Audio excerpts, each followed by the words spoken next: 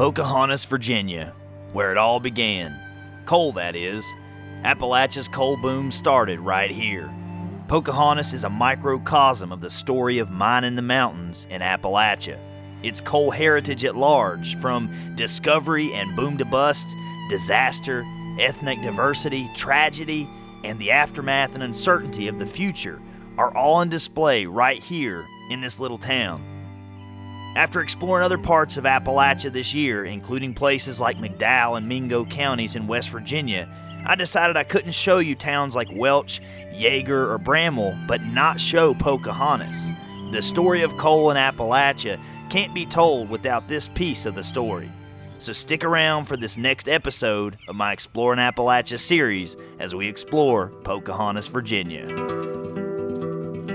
Before the coal boom, there wasn't much use for the black diamond in the 17 and early 1800s other than in blacksmith forges. It was certainly known that coal existed in this part of Appalachia as early as 1750, when a physician and also an explorer by the name of Thomas Walker had explored what was then the colony of Virginia and found coal outcrops at Flat Top Mountain in the western part of Virginia.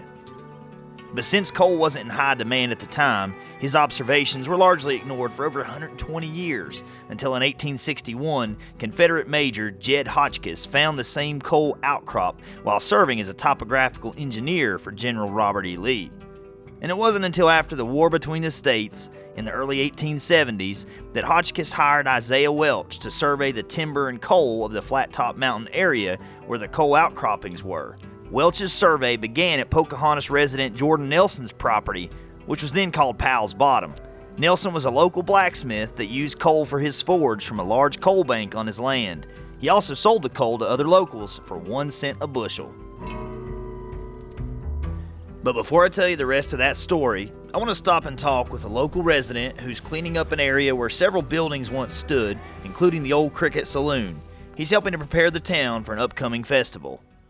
Well, we have a festival going on, and I'm cleaning it up so they have room for the tables and everything. That way nobody trips on anything. I was told by a lady yesterday that the bricks over there next to the park, there used to be her old grandpa's Buick dealership. And she told me that her grandpa used to live here, and up here on this building right here was her grandpa's playset, where it was on top of a building. They had to put a fence around it because he fell down and he hit his head.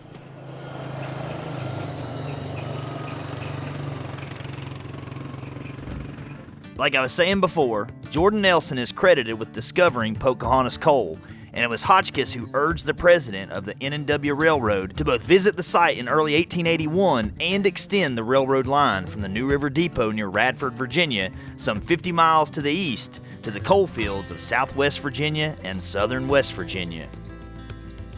After his visit, the Southwest Virginia Improvement Company bought the land and opened the Pocahontas mine in 1882, recruiting Hungarian, Swedish, and German immigrant workers to begin mining the nearly 13-foot tall seam and open the billion-dollar coal field for the booming industrialization period following the war between the states. What's left of the architecture here represents the diversity of the people groups who once moved to live and work here. Coal was now front and center as it was desperately needed to fuel the rapidly expanding factories and railroads across the continent.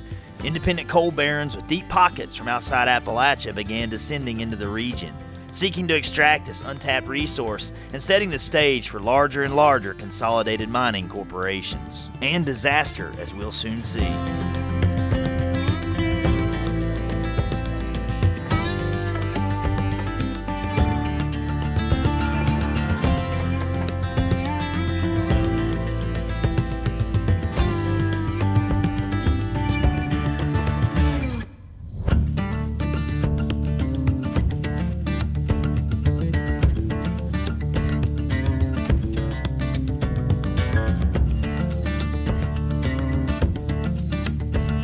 This booming industry was met with an equal explosion felt on March 13, 1884, when the mountain showed its evil ways. The biggest mine explosion to ever occur up to that point claimed over 114 lives, as miners, along with numerous unregistered workers, many their underage children, were killed. You see, in those days it was common that miners didn't get paid by the hour, but instead by the tonnage of coal they could extract.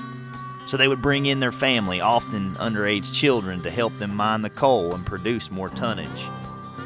When the mine explosion happened here, there were many children that were killed on that day. And up in the cemetery, which I'll show you shortly, there's a mass grave with many unnamed or unaccounted for persons because they weren't on the official roster of the coal mine because they were children.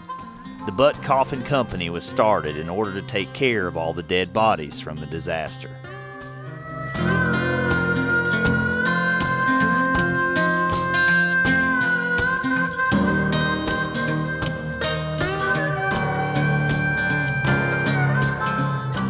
Driving through the commercial district, you'll spot the site where the centerpiece of the town once stood, the company store. The first and largest of its kind in the region, the store sold lots to competing entrepreneurs. Many were Jewish immigrants who established drugstores, saloons, and general stores. But most of the development here stopped by the 1920s as the coal boom began its slow decline. Now, all that remains of the store is this lonely structure that appears to be an old elevator shaft. With signs from yesteryear and better days gone by, it'd be fair to ask though, commercial district, what else is here? Like I said at the beginning, Pocahontas is a microcosm of the story of coal at large. Once the boom turns bust and much of the town population is left, and in the case of Pocahontas, nearly 5,000 people once lived here, now there's fewer than 300. So other than a forgotten dot on a map, what does the future hold for places like this? For those who remain, some have said it's a combination of remembering and honoring the lives and heritage of coal miners and their many struggles and even sacrifices to fuel the Industrial Revolution of the United States and beyond, while looking forward to a future that promotes the area's natural beauty. At least one way this can be done is by connecting to the growing ATV trail systems that snake throughout this part of Appalachia. It brings in much needed tourism revenue, and it may even bring in interested investors, which means jobs could follow, providing an economy for those who choose to call this place home. Now, this isn't the only way forward, but it is what some are doing. I don't claim to have all the answers, but I suspect if our ancestors in these parts found a way to carve out a life from scratch in these mountains, that surely there's enough creativity here that can reimagine a future with many possibilities. Pocahontas also has something unique going for it that no other place in Virginia has to offer, and that's the only operational exhibition coal mine in the state.